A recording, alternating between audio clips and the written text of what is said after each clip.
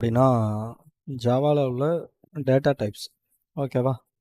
Data டைப்ஸுங்கிறது common தான். நீங்கள் பேசிக் ஆப்டிடியூட்லாம் பார்த்தீங்க அப்படின்னா அதுலேருந்து டெரைவ் பண்ணி வந்தது தான் இது. பேசிக் மேத்தமெட்டிக்ஸ்லேருந்து. ஓகேவா? ஸோ இதில் பார்த்தீங்க அப்படின்னா 2 டைப் இருக்குது. ஃபஸ்ட்டு ஒன்று வந்து ப்ரிமிட்டிவ்னு சொல்லுவோம். இன்னொன்று வந்து நான் ப்ரிமிட்டிவ்னு சொல்லுவோம். இந்த ப்ரிமிட்டிவ்ங்கிறது என்னென்னா, இப்போது எக்ஸாம்பிள் இல்லை வேரியபிள் அப்படின்னு சொல்லி ஒரு கான்செப்ட் இருக்குது. என்டிஏ ஈக்குவல் 10 அப்படின்னு உங்களால் ஒரு வேல்யூ மட்டும் ஸ்டோர் பண்ண முடிஞ்சுது அப்படின்னா அதை வந்து ப்ரிமிட்டிவ் டைப். ஓகேவா? இன்னொரு கான்செப்ட் இருக்குது. அது என்ன அப்படின்னா, இப்போ வந்து பார்த்தீங்க அப்படின்னா இன்ட் ஏ ஆஃப் அரேவா, ஏ ஆஃப் அரே நான் இப்போ என்ன பண்ணுறேன், ஒரு கர்லி பிரேசஸ்குள்ள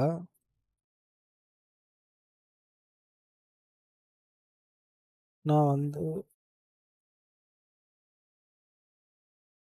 இந்த மாதிரி மல்டிபிள்ஸ் வேரியபிள்ஸ். ஓகேவா?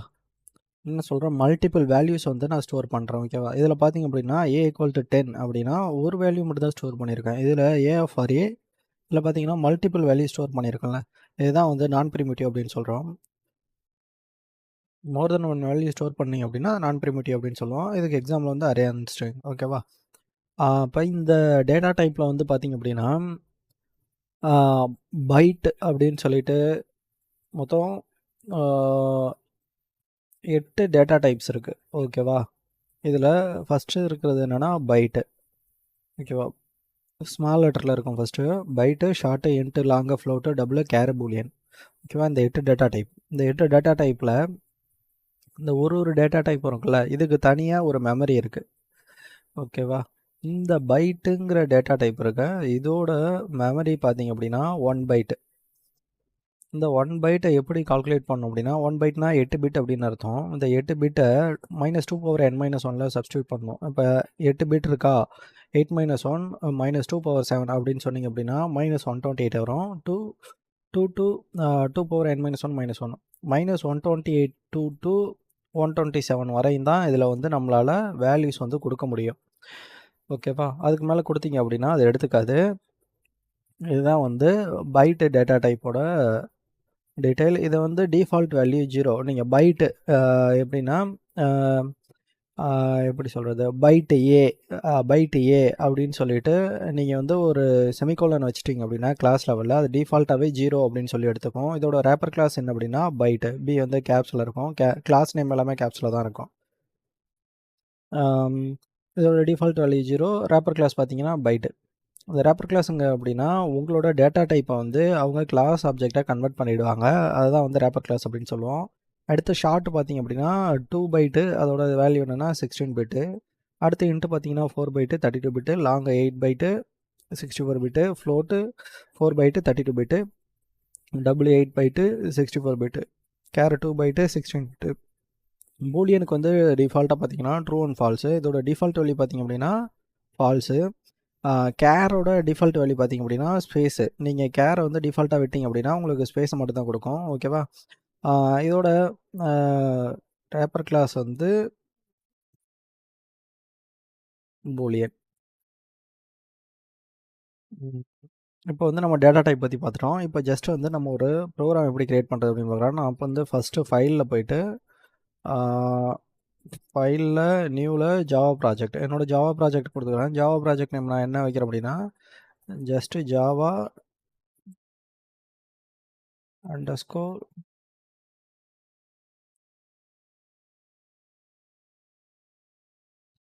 இதில் ஏன் நான் கேப்ஸில் கொடுத்துருக்கேன் அப்படின்னா, வர ஒவ்வொரு வேர்டோட ஃபர்ஸ்ட் லெட்டர் வந்து கேப்ஸில் தான் கொடுக்கணும். நீங்கள் இந்த மாதிரி அண்டர்ஸ்கோர் கொடுத்தா தான் எடுத்துக்கும். ஓகேவா? ஸ்பேஸ் கொடுத்தா எடுத்துக்காது. இது மாதிரி கிளாஸ் அதாவது ப்ராஜெக்ட் நேமும் கிளாஸ் நேமும் நீங்கள் எப்படின்னா பாஸ்கல் கேஸ், கோடிங் ஸ்டாண்டர்ட் 2 இருக்கும். ஒன்று பாஸ்கல் கேஸ், இன்னொன்று கேமல் கேஸு. பாஸ்கல் கேஸில் கொடுத்தா தான் உங்களுக்கு அக்செப்ட் பண்ணும். ஓகேவா? அது என்னென்னா ப்ராஜெக்ட் நேமும் உங்களோட கிளாஸ் நேமும். இப்போ ஃபினிஷ் கொடுத்துக்கிறேன். இதுக்குள்ளே வந்து பார்த்திங்க அப்படின்னா 2 இருக்கும். JRE system library. நம்ம வந்து பார்த்துருப்போம் ஜாவா ரன் டைம் என்விரான்மெண்ட்டில் டிஃபால்ட்டாக லைப்ரரிஸ் இருக்கும் அப்படின்னு. அந்த லைப்ரரிஸ் தான் இது டாட் கிளாஸ் ஃபைலாக கன்வெர்ட் பண்ணியிருப்பாங்க. இதை வந்து நீங்கள் M2 ஃபோல்டரில் போய் பார்த்தீங்க அப்படின்னா உங்களுக்கு ஆமாம், எஸ். உங்களோட ஜார் ஃபைல் எல்லாமே அதில் இருக்கும். இந்த ஜார் ஃபைலுங்கிறது என்னென்னா, உங்களோட டாட் கிளாஸ் ஃபைல் தான் இந்த ஜார் ஃபைலாக கன்வெர்ட் பண்ணியிருப்பாங்க. நீங்கள் எழுதுகிற இப்போ நம்ம கிரியேட் பண்ணியிருக்கிறது என்ன ப்ராஜெக்ட் அப்படின்னு பார்த்தீங்கன்னா, ஜாவா ப்ராஜெக்ட். மேலே ஜேன்னு காட்டுதில்ல, பார்த்தாலே தெரியும். நம்ம கிரியேட் பண்ண ஜாவா ப்ராஜெக்ட்டு. இதை நீங்கள் கம்பைல் பண்ணிங்கன்னா உங்களுக்கு ஒரு டாட் கிளாஸ் ஃபைலாக கன்வெர்ட் ஆகும். அந்த டாட் கிளாஸ் ஃபைலை நம்ம வந்து இந்த மாதிரி ஜார் ஃபைலாக கன்வெர்ட் பண்ணி ஸ்டோர் பண்ணி வச்சுக்க முடியும். இதை வந்து நம்ம திரும்ப ரீயூஸ் பண்ணிக்கலாம். அதே தான் இந்த கான்செப்ட்டில் அங்கே பண்ணியிருக்காங்க. இது ஜேஆர்இ சிஸ்டம் லைப்ரரி. இதுக்குள்ளே பார்த்திங்க அப்படின்னா சோர்ஸ். இந்த சோர்ஸில் தான் நம்ம வந்து அடுத்து என்ன பண்ண போகிறோம், பேக்கேஜ் நேம் அப்படின்னு ஒன்று கிரியேட் பண்ண போகிறோம். பேக்கேஜ் நேம் வந்து எப்படி கிரியேட் பண்ணுறது அப்படின்னா, .com.in அப்படின்னு சொல்லி கிரியேட் பண்ணிக்கலாம். நான் என்ன பண்ணுறேன், ஜாவா .tutorial அப்படின்னு சொல்லி ஜஸ்ட் கிரியேட் பண்ணிக்கிறேன் ஒரு பேக்கேஜ் நேம். அந்த பேக்கேஜ் நேமுக்குள்ளே கிளாஸ் நேம் கிரியேட் பண்ணுறேன். கிளாஸ் நேம் என்னென்னா java1 அப்படின்னு சொல்லி நான் கிரியேட் பண்ணிக்கிறேன். ஓகேவா? கிளாஸ் நேம் எப்போதுமே பேஸ்கலில் தான் போடணும். ப்ராஜெக்ட் நேம் பேஸ்கலில் தான் போடணும். பேக்கேஜ் நேம் பார்த்தீங்க அப்படின்னா உங்களுக்கு com.in. இந்த மாதிரி நீங்கள் ஒரு லிங்க்கை பேஸ் பண்ணி கொடுக்குற மாதிரி நீங்கள் கொடுத்துக்கலாம். ஓகேவா? com.in. org. இந்த மாதிரி. ஓகேவா? இதில் பப்ளிக் ஸ்டாட்டிக் வாய்ட் மெயின் அப்படின்னு இருக்க, இதை நீங்கள் கிளிக் பண்ணிங்க அப்படின்னா உங்களுக்கு டிஃபால்ட்டாக மெயின் மெத்தட் வரும். இது வேணாம் அப்படின்னு விட்டுட்டிங்கன்னா ஃபினிஷ் கொடுத்துக்கோங்க. ஓகே. இப்போ நம்ம என்ன பண்ணியிருக்கோம், ஒரு நார்மல் ஜாவா ப்ராஜெக்ட் கிரியேட் பண்ணியிருக்கோம். இப்போ ஜாவா ப்ராஜெக்ட் கிரியேட் பண்ணிட்டோம். இதில் வந்து உங்களுக்கு ஜாவா ப்ராஜெக்ட் ரன் ஆகணும் அப்படின்னா நீங்கள் ரைட் கிளிக் பண்ணி பார்த்தீங்க அப்படின்னா ரன்னஸில் போய் பாருங்கள். ரன் கான்ஃபிகரேஷன் தான் இருக்கும். உங்களோட ஜாவா ப்ராஜெக்ட் ரன் பண்ணணும் அப்படின்னு நீங்கள் நினச்சிங்கன்னா மெயின் அப்படிங்கிற ஒரு மெத்தட் இருக்கும். அதை கிளிக் பண்ணி கண்ட்ரோல் ஸ்பேஸ் அடிச்சிங்க அப்படின்னா உங்களுக்கு டிஃபால்ட்டாக சஜஷன் காட்டும் எக்லிப்ஸில். அதை கிளிக் பண்ணிக்கோங்க. என்டர் கொடுத்தீங்க அப்படின்னா உங்களோட மெயின் மெத்தட் வந்துடும். பப்ளிக் ஸ்டாட்டிக் வாய்ட் மெயின்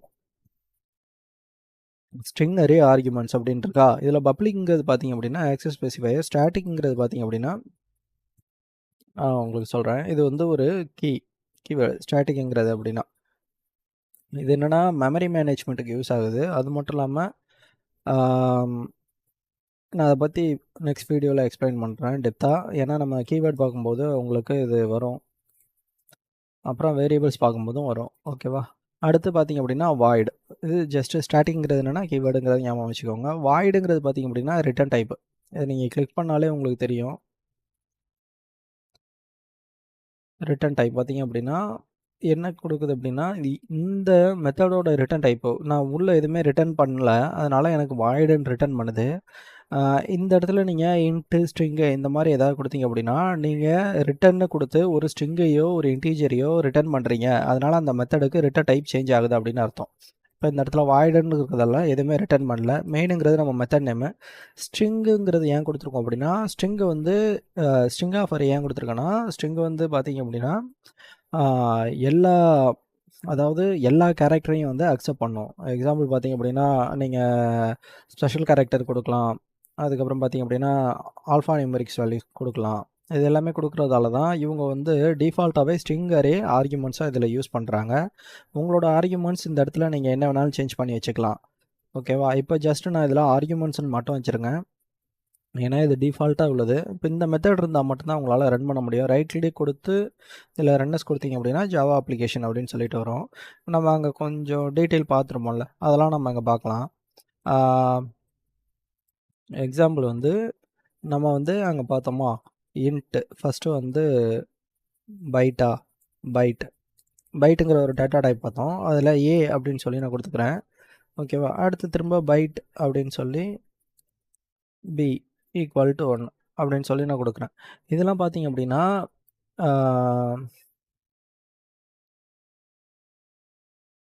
நம்ம வந்து பைட்டுக்கு வந்து நான் வேரியபிள் வந்து இனிஷியலைஸ் பண்ணல. ஓகேவா? இதுக்கு வந்து நான் வேரியபிள் இனிஷியலைஸ் பண்ணியிருக்கேன்.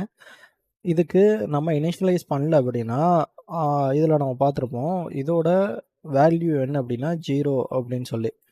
ஓகேவா? இப்போ நான் என்ன பண்ணுறேன் அப்படின்னா இதை பிரிண்ட் பண்ணுறதுக்கு ஒரு ஸ்டேட்மெண்ட் இருக்குது. என்ன அப்படின்னா சிஸ்டம் நான் நீங்கள் என்ன பண்ணணும், ஷார்ட்கட் நான் சொல்கிறேன்.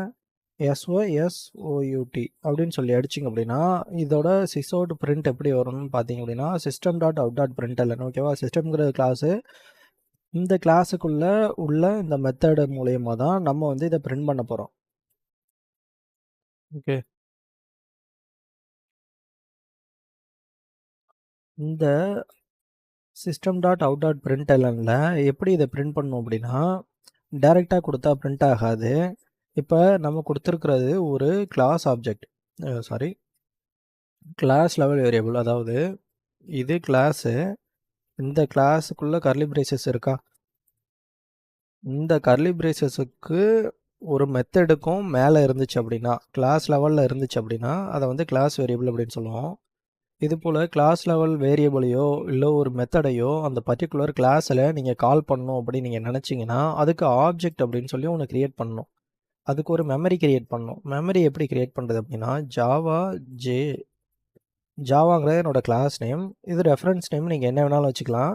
நான் ஜஸ்ட்டு ஜேன்னு மட்டும் கொடுக்குறேன். அதாவது கிளாஸ் நேம் எப்போதுமே கேப்ஸில் தான் இருக்கணும். ரெஃபரன்ஸ் நேம் வந்து எப்போதுமே இது வந்து பார்த்திங்க அப்படின்னா உங்களுக்கு பாஸ்கல் கேஸில் இருந்துச்சா, இது வந்து உங்களுக்கு கேமல் கேஸில் இருக்கணும். நான் ஈக்குவல்ட் நியூ அப்படிங்கிற மெமரி மேனேஜ்மெண்ட், அதாவது மெமரி வந்து அலோகேட் பண்ணுறேன் அந்த கிளாஸுக்கு. அதனால் நியூங்கிற கீவேர்டு யூஸ் பண்ணுறேன். யூஸ் பண்ணி ஓப்பன் க்ளோஸ் ரவுண்ட் ப்ராக்கெட், அதுக்கப்புறம் பார்த்திங்க அப்படின்னா செமிகோலன் வச்சிங்கன்னா உங்களோட ஆப்ஜெக்ட் க்ரியேஷன் கம்ப்ளீட் ஆகிடும். ஓகேவா? இப்போ நான் என்ன பண்ணுறேன், இந்த கிளாஸுக்கு ஆப்ஜெக்ட் க்ரியேட் பண்ணியிருக்கேன். அந்த ஆப்ஜெக்ட் எப்படி கூப்பிட்றது அப்படின்னா, என்னோட ஜே டாட் இது இருக்குல்ல, இதான் என்னோட ரெஃபரன்ஸ் நேம். இந்த ரெஃபரன்ஸ் நேம் டாட்டு நான் அந்த கிளாஸில் உள்ள ஏ அப்படிங்கிறத கூப்பிட்றேன். என்னத்தை கூப்பிட்றேன் அப்படின்னா அந்த வேரியபிளை கூப்பிட்றேன். அதே மாதிரி இதை நான் காப்பி பண்ணி கீழே கொடுத்துக்கிறேன். இங்கே பி அப்படிங்கிற வேரியபிளை கூப்பிட்றேன். நான் சேவ் பண்ணிக்கிறேன். இப்போ பாருங்கள், இதை நான் ரன் பண்ணுறேன். ரன்னஸ் ஜாவா அப்ளிகேஷனா,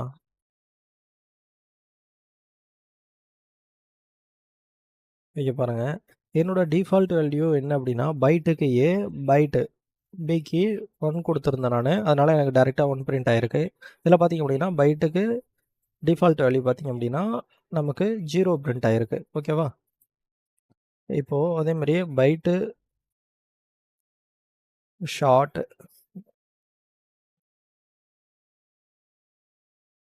இன்ட் லாங்,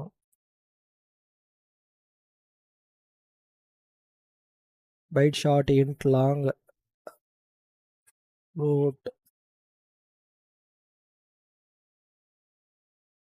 அதுக்கப்புறம் பார்த்திங்க அப்படின்னா டபுள்,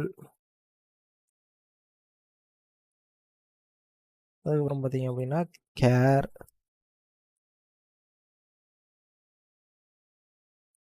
ஃப்ளோட் டபுள் கேர், அதுக்கப்புறம் பூலியன்.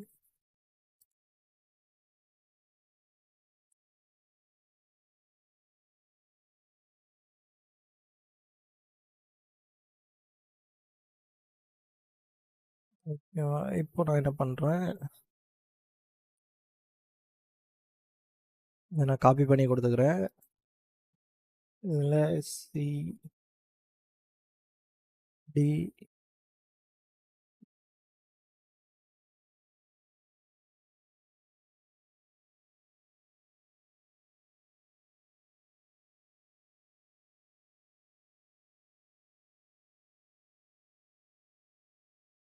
Okay I.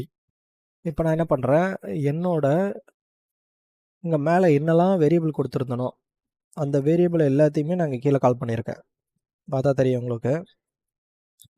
என்னோடய ரெஃபரன்ஸ் நேம் வச்சு நீங்கள் அந்த வேரியபிளை கூப்பிட்டா அதோட வேல்யூ என்னவோ அதை கொடுக்கும். என்ன பண்ணும், இதுதான் ஒரு ஆப்ஜெக்ட்டு. இந்த ஆப்ஜெக்டோட ரெஃபரன்ஸ் நேம் வச்சு நான் இந்த இதை கூப்பிட்றேன். போய் நான் கூப்பிடும்போது அதுக்குள்ளே கரஸ்பாண்டிங் வேல்யூ அங்கே என்ன இருக்கோ அந்த வேல்யூ அது கொடுக்கும். அதான் மீனிங். நான் வந்து கால் பண்ணுறேன். கன்ஃபியூஸ் ஆகிக்காங்க. இப்போ பார்த்தீங்க அப்படின்னா ஃபஸ்ட்டு நம்ம பைட்டு பார்த்துருப்போம் 0. நான் திரும்ப பைட்டுக்கு 1 டிக்ளேர் பண்ணியிருந்தேன், அதனால் 1. அடுத்து ஷார்ட்டோட வேல்யூ பைட்டு ஷார்ட்டு பார்த்தீங்க அப்படின்னா அதுக்கப்புறம் 8, அதுக்கப்புறம் லாங்கு, அதுக்கப்புறம் ஃப்ளோட்டு, அதுக்கப்புறம் டபுள். ரெண்டும் பார்த்தீங்கன்னா ஃப்ளோட்டும் டபுளும் நீங்கள் டெசிமல் வேல்யூஸ் வந்து கொடுக்குற மாதிரி இருந்தீங்க அப்படின்னா ஃப்ளோட்டு டபுளும் யூஸ் பண்ணிக்கலாம். ஃப்ளோட் வந்து பார்த்திங்க அப்படின்னா டெசிமல் அதாவது அந்த பாயிண்ட் வச்சு அதுக்கப்புறம் குடுப்பீங்கள்ல, அந்த நம்பர் வந்து 7 டிஜிட்ஸ் வரையும் தான் அக்செப்ட் பண்ணும். ஆனா, இந்த டபுள் வந்து 32 டிஜிட்ஸ் வரையும் அக்செப்ட் பண்ணும். ஸோ, மொ அதிகமா யூஸ் பண்றது பார்த்தீங்கன்னா, டபுள். அது மட்டும் இல்லாம நீங்க ஃப்ளோட்லயும் டெசிமல் அதிகமா குடுத்ததுக்கு அப்புறம், நீங்க கடைசியில எல்லுங்கிற ஒரு லெட்டர் மென்ஷன் பண்ணணும். அப்பதான் வந்து அத எடுத்துக்கும். பார்த்தீங்கன்னா, ஸ்பேஸ் குடுக்கும்ன்னு சொன்னேன்ல, ஸ்பேஸு இதோட டிஃபால்ட் வேல்யூ ஃபால்ஸ். இப்போ இந்த இடத்துல நான் என்ன பண்றேன், ஃப்ளோட் அப்படின்னு சொல்லி டிக்ளேர் பண்றேன். ஃப்ளோட்டோட வேல்யூக்கு இப்போ நான் என்ன குடுக்குறேன் அப்படின்னா, ஜஸ்ட் நான் 1.2222 அப்படின்னு நான் சொல்லிக் குடுக்குறேன். எனக்கு வந்து எரர் அடிக்குது. உங்களுக்கு பார்த்தா தெரியும். எனக்கு எரர் அடிக்குது. என்ன சொல்லுது, ஆட் கேஸ்ட் பண்ண சொல்லுது. இல்லைனா change type VJ to double அப்படின்னு மாத்த சொல்லுது. ஏன்னா, அதால அக்செப்ட் பண்ண முடியாது அப்படிங்குது. 2, 4, 6, 8 வரையும் இருக்கா. நான் இத டவுன் பண்றேன். இன்னொரு வேல்யூ கம்மி பண்றேன். அப்பயும் இன்னொரு வேல்யூ கம்மி பண்றேன். எடுத்துக்கல. இப்போ நான் என்ன பண்றேன், வேல்யூஸ குடுத்துட்டு, சைட்ல எல்லுங்கிற ஒரு லெட்டர் மென்ஷன் பண்றேன்.